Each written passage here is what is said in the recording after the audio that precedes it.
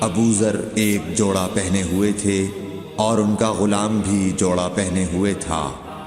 سبب دریافت کیا گیا تو کہنے لگے کہ میں نے ایک شخص یعنی غلام کو برا بھلا کہا تھا اور اس کی ماں کی غیرت دلائی یعنی گالی دی، تو رسول اللہ صلی اللہ علیہ وسلم نے یہ معلوم کر کے مجھ سے فرمایا،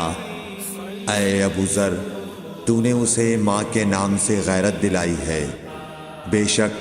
تجھ میں ابھی کچھ زمانہ جاہلیت کا اثر باقی ہے۔